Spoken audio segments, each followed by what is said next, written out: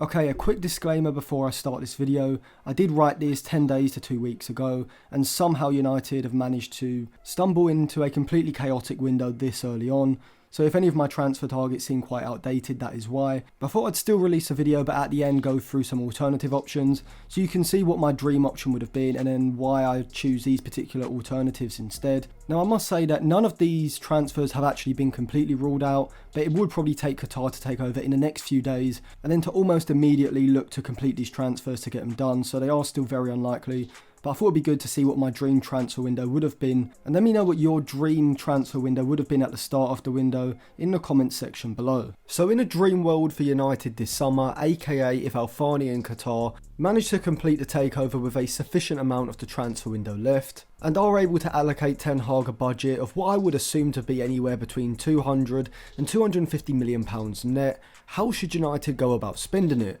So first of all, with this type of cash injection, I think United should be able to get Ten Hag's top 5 targets, which I think should be a goalkeeper centre-back, a deeper lying central midfielder, an attacking midfielder, and a starting centre-forward. And for me, that has to start with the goalkeeper, and with Diogo Costa in goal. The 23-year-old has a £66 million release clause in his Porto contract, which is very expensive. Andre Onana from Inter Milan, however, would be around 60% of that, around £35 to £40 million I would estimate. And he is a keeper who I would be happy to have at United, but Costa is a generational talent in my opinion, and with his all-round play, his shot-stopping 1v1s, sweeping and ball-playing ability already being top class, he seems like the perfect fit, and whilst Onana is already an amazing ball-playing keeper and shot-stopper, I don't think his sweeping ability is on the same level as Costa's. And over the next 5 to 10 years, I think Costa will prove to be the better keeper, and I actually think he will dethrone Courtois, Alisson or Ter Stegen as the best keeper in the world by the age of 27 or 28, and so my first choice option in goal would be Costa.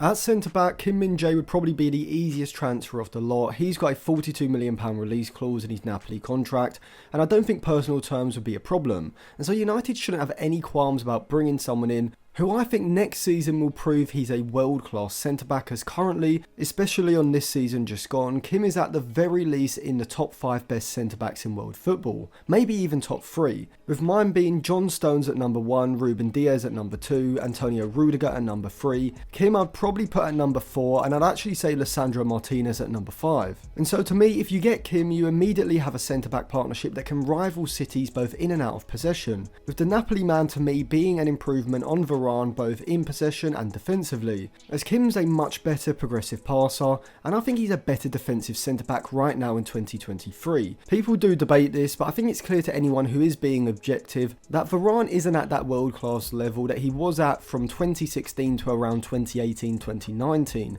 Despite still being a top level player of course, whereas I do think that Kim Min-jae is definitely knocking on that door, and that would give United 3 incredible options at centre back, and with Varane's injury record that has to be a must for United. If you are questioning whether Kim would indeed be an upgrade on Varane, check out one of my 2 analysis videos on him which will be linked in the description. Moving up the pitch, I think Moises Caicedo is another obvious option. If United had the money, which in this scenario they would, I think they should pay the apparent £80 million that it would take to sign Caicedo from Brighton, as I think the Ecuadorian is a generational talent and suits the way modern football tactics and systems are progressing to a T. He's a player who is already one of the best in the world at playing out of pressure with his back to goal in the defensive third, with his one-touch passing and understanding of a system like Roberto De Zerbi's being the key distinguishing point between Caicedo and other defensive midfielders, and this is why I would prefer Caicedo to Declan Rice, even though I do think both are world-class ball winners who aren't limited as midfielders in previous eras may have been. I have got a full analysis video already out analysing Caicedo in depth, so I won't go into him too much, and I'll leave that video linked in the description, but a brief synopsis: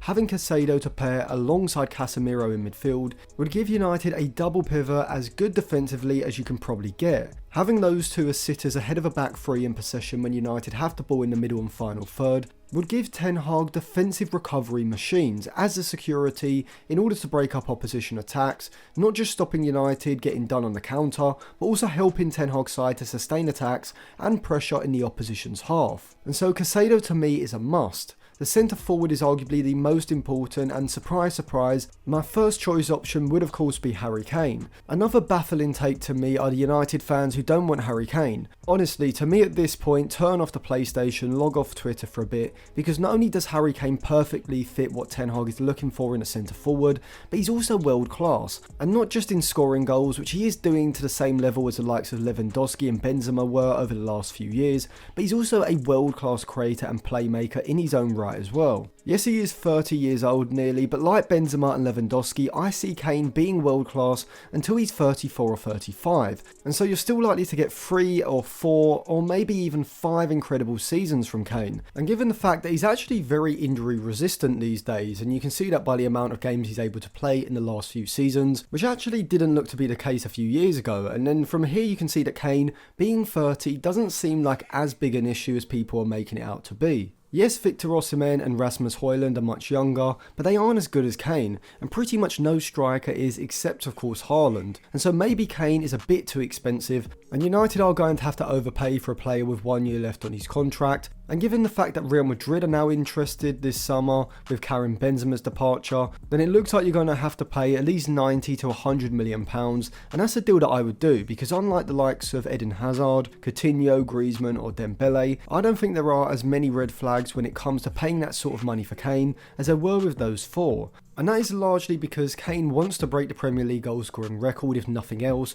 and he does have the discipline and work ethic to sustain these levels going into his 30s. And the 5th signing would be Mason Mount, who I think United should be looking at getting for no more than £40 million as an initial fee. I'd accept £40 million plus another $10 million in add-ons that relate to trophies, goals, appearances, performance, etc. And despite Chelsea already rejecting United's £40 million bid, I think as the transfer window goes on, this will turn out to be a doable deal. Maybe it ends up at £45 million plus £5 to $10 million in add-ons, with United really not having any other competition, with Liverpool already getting McAllister. Now I am aware that Mason Mount could easily get priced out of a move to United, which is why I will be discussing some potential Mason Mount alternatives on a podcast episode which should be out very soon. So if you do want to see that, sign up to the Patreon, it will be linked in the description, but I will try and get a clip out on a few players later on in the week. Now people may ask where Mason Mount fits into the side with Caicedo and Fernandes, and certainly in a traditional midfield 3, one would have to be sacrificed, but that's not really an issue because we know how important squad depth, both in-game with substitutions to change the game, as well as over the course of the whole season in general can be. Though the main reason why Mason Mount could be such an integral signing is because of the role he would play alongside Bruno Fernandes. And with these 5 main signings, we can start to see how Ten Hag could set up the side next season. So we know Ten Hag likes to use a 4-2-3-1 or a 4-3-3, but it's better if we talk about the system during different phases of play. In possession during the build-up phase, I think with a keeper like Costa, a centre-back like Kim Min-jae, as well as Caicedo or Mount, alongside what United already have, and I think Ten Hag can be a lot more ambitious with playing out under pressure, and maybe start to integrate some De Zerbi-isms into their ball progression strategy, which is something we've seen Pep Guardiola do. Now let me know in the comments if you do want to see a more in-depth video analysing Brighton's system and looking at how it can be transferred to Ten Hag's United, especially the build-up strategy. And so in that video I can explain it in more detail, so if that is something that you do want to see, put it in the comment section and I'll look into doing it. But in the build-up, United can drop into a 2-4 build-up shape or a 3-4 with Costa in a defensive third, as Rashford and Antony hold high and wide positions, essentially pinning the opposition's fullbacks backwards. And 2 central attacking players, Fernandes and Kane for example, can drop off from the forward line, both vacating that advanced central space as they look to find pockets of space in behind the opposition's midfield line when they push up onto United's deeper 2-4 block, which in a man-to-man press would give Fernandes and Kane a lot of space to find between the lines. Also, this is where an elite level ball playing keeper will completely change United, legitimately taking them to the next level and being able to go toe to toe with the likes of City and Arsenal in this high intensity pressing and possession control game that seems to take place in every big match nowadays. Costa can completely bypass the opposition's press with his passing range, driving passes into the likes of Kane and Fernandes or releasing the wide runners of Rashford, Garnacho or Antony when they're able to make runs inside of their fullback into the space generated by the 2 forwards dropping off. And so it's obvious how these particular signings will improve United immensely in the build-up, but what about during settled possession in the middle third, trying to progress the ball into the final third? Well, I think this is where the system will move from more of a 3-2-5, transitioning to a 2-2-6, when one of the deeper 5 players pushes into the final third. As I've said before, Caicedo and Casemiro would be fantastic as the two sitting behind the ball when United have possession and protecting the back line, arguably the 2 best players in the league at stopping counter-attacks from the source. And ideally you'd have Mount and Fernandes ahead in those 2-3-8 positions, sitting in behind the opposition's midfield in a half space, creating a box-like shape with Casemiro and Caicedo behind, just like Barcelona, Arsenal and Manchester City all do. But the problem is that, as we said at the start, it's either Caicedo or Mount alongside Casemiro and Fernandes, and that is why I could actually see Caicedo at times playing as an inverted fullback from the right side, defending as a part of a back 4 out of possession, but when United have the ball he tucks in field to create a double pivot alongside Casemiro in the build-up phase and during settled possession. Now this obviously means that Mason Mount may have to pull wide and slightly deeper during the build-up phase, essentially playing in that fullback position to keep that 2-4 build-up shape and allow Caicedo to move in field. But in settled possession he would then move in field and look to sit between the lines.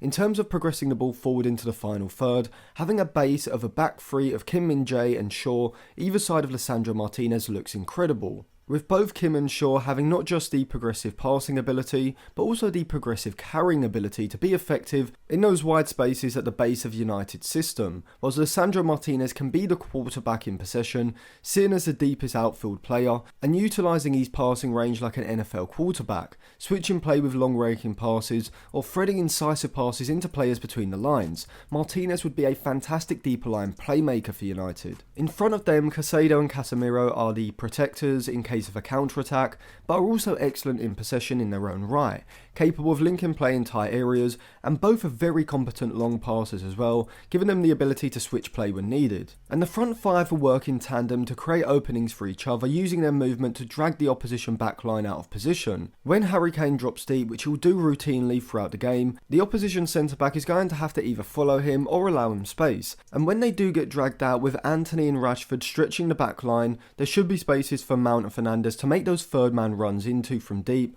and this is why I think Ten Hag wants Mount specifically, as he has a football intelligence alongside the athleticism as well as the chance creation and goal scoring ability to perform this role to an incredibly high level in this United side, and in particular providing those under and overlapping runs ahead of Anthony, Sancho or Ahmad on the right flank, which will be crucial to United's right back, whether it's Dal or Wan-Bissaka, or potentially Caicedo, all holding deeper positions in possession, and so Mount's role in this 3-2-5 is a lot more important to the overall balance of the system than you may initially think. But in typical Manchester United fashion, at this early point in the transfer window, it already looks like they'll miss out on Kim Min-jae, with him looking likely to go to Bayern Munich. Costa or Onana are still gettable. The Harry Kane transfer is not going to be completed anytime soon, if at all, and so United need an alternative to him, just as they probably also need to do with Mason Mount, who looks massively overpriced at the moment, and even Moises Caicedo as well now, who would be my dream signing, who is reportedly edging closer to joining Chelsea.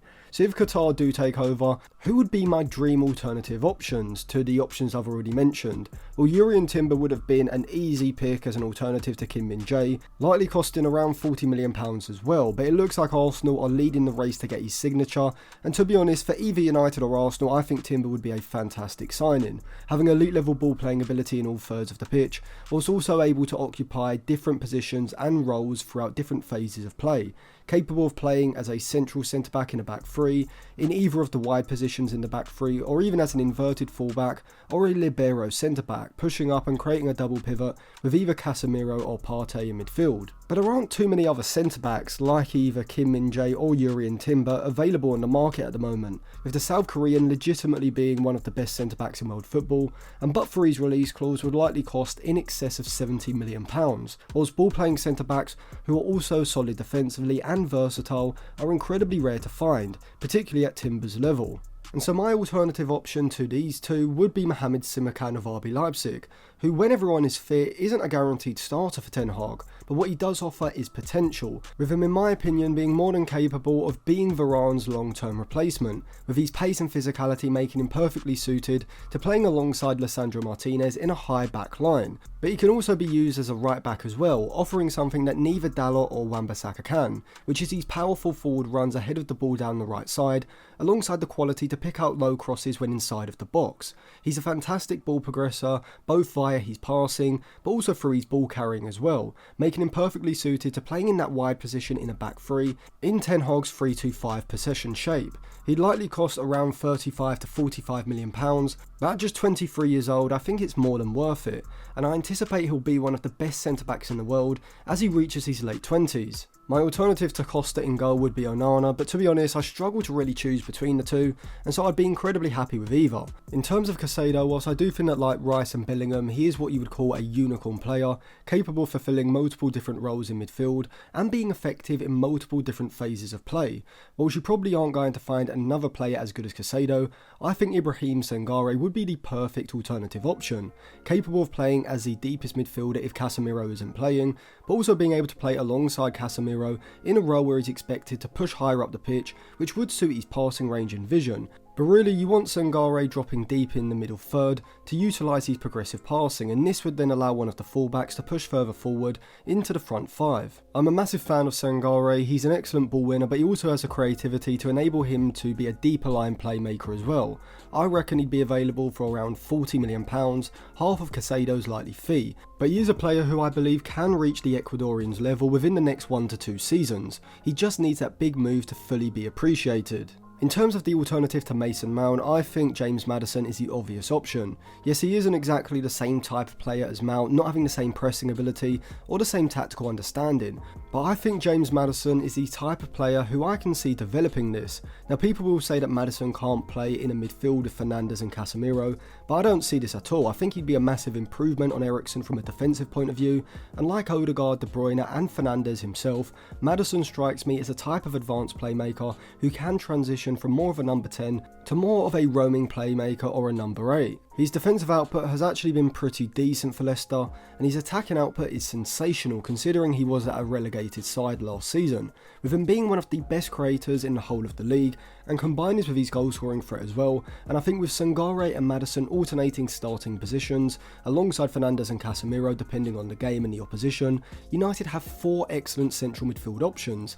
and a player who is just as good as Eriksen in the final third, but provides more in terms of athleticism and physicality. Also, Maddison is a homegrown player, and with McTominay and Maguire likely to leave, United probably need to bring in at least one homegrown player this summer. And considering that James Maddison's value has been dramatically reduced with him having just 1 year left on his Leicester contract, and with him definitely not staying around in the Championship, I think United should be able to land him for anywhere between 30 to 35 million, maybe as much as £40 million, but I can't see Leicester demanding any more than that. In terms of the forward, Højlund would be my alternative to Kane. I've already done a few analysis videos on him, so I'll leave them linked in the description. But even if United sign Kane, they'll probably need to bring in another second choice striker, more of a poacher or target man to provide an option off the bench, certainly if Anthony Martial was to leave this summer as well. So alongside Højlund, for between 50 to 60 million pounds I'd estimate he'd cost, I would also look to bring in someone like Mehdi Taremi or Callum Wilson. I do have a video coming out very soon on both of these players, but briefly, both are proven goal scorers in Europe, with Wilson being my preferred option.